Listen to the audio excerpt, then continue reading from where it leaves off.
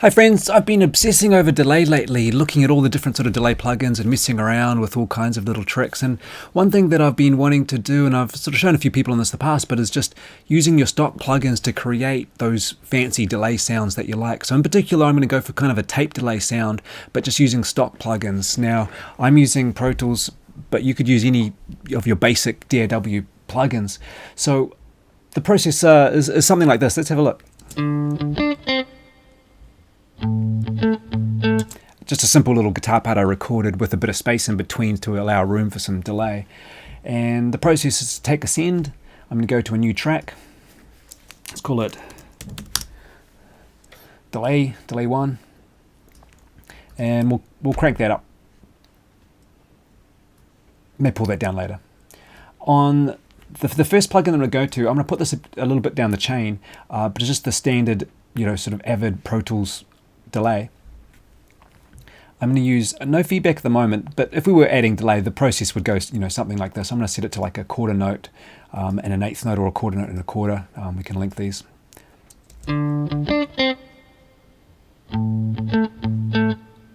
And I'm just going to crank this up. Okay, so let's try that. With a little bit of feedback to get that kind of echoing sound.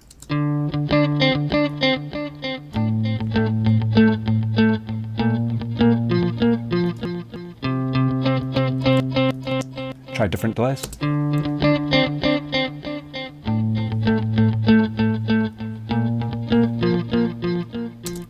But that's not really what I wanted to show you just yet. That's all standard stuff. So what I'm going to do is reset this feedback back to 0. I'll leave the delay times as they are.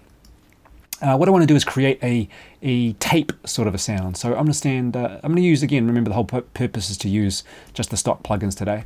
So I'm going to create kind of an EQ curve you might expect from tape. So a little bit of a bass cut. Let's go something like that. Keep the slopes somewhat 12 or 6 dB I find is pretty good. So I'm going to go something like that, and a little bit on the top. I'm going to roll that top. Just go a couple of dB there, and a little bit of a top roll. It's around something like that. 12, 13K, it's starting to sort of roll off. That's probably pretty good. We could add a little bit of a bass bump. You get that little low end boost. Could shape the mids a little bit, but let's say that's a starting point, somewhat what a tape might do. The next part is to add a little bit of distortion. I like the Avid Lo-Fi. I find just like less than 1% usually is, I think, or whatever this is, 1 to 11, less than 1. That's funny.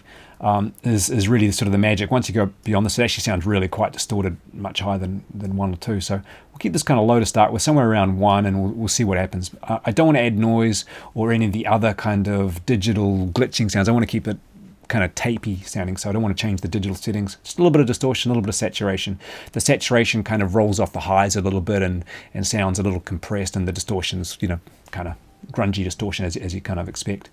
So let's see what that sounds like, just with a straight delay. See, quite distorted already. So let's roll off that distortion back a little bit, maybe down 0.7, something like that.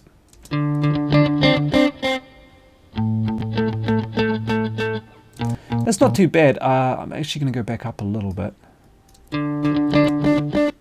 Those couple of loud notes there are actually causing it to sound a little bit distorted. So I might just throw a little bit of a compressor on there and just kind of keep those just a little bit more consistent.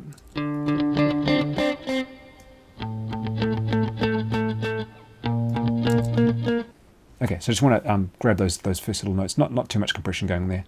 What I could additionally do is actually throw a compressor into here and sort of hit that a little bit harder. Somewhat like a tape would, sort of a little bit of that sort of tape compression kind of thing going.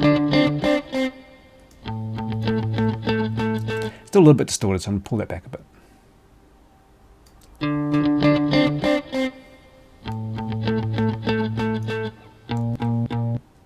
Okay, it's not too bad for the moment. We'll come back to that. The next thing is really to set up the actual delay or really with the feedback is where we start to get the repeating echoes.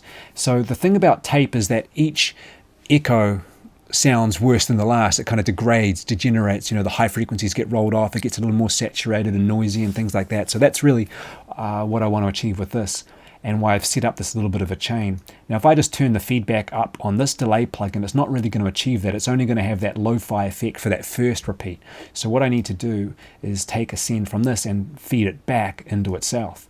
So I'm kind of looping it back into the literally feeding back into itself. So this is going to be my control of the echoes. Now, of course, I should say, this is a risk of feedback, so you got to be careful in the bad sense. Yeah.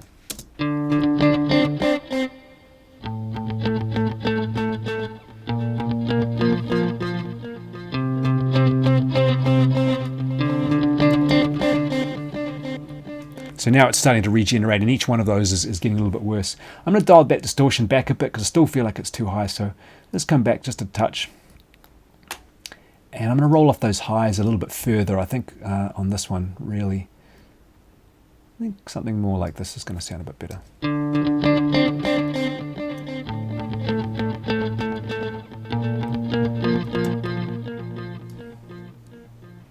Okay, so we're kind of getting close now. I've got a nice little chain of plugins, and I've got this feedback loop that's sort of going through to kind of create the different echoes and delays and everything.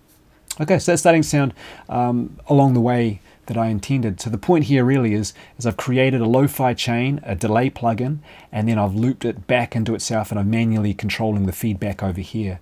The last thing you could do is set up a ducker, and this is great on vocals to allow sort of clarity for that little phrase, when the words are actually being sung for the first time. So what I'll do is set up a compressor. Again, I'm going to create a new bus this time because I need a clean delay that doesn't have those echoes in it. So I create a new bus. Bus 1, fine, temporarily. Crank that up. Over here, I'm going to choose bus 1. Turn the sidechain on. And really what my goal is, probably something like this is good to start with.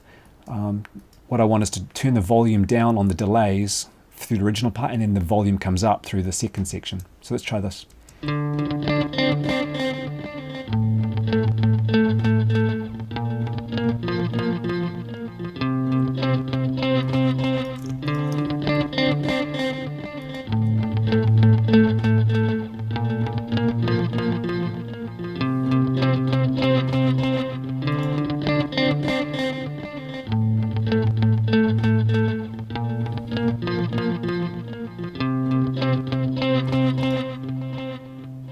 And that's it. That's the trick. So have fun. Hopefully that gives you some ideas to experiment with and go from there. Cheers.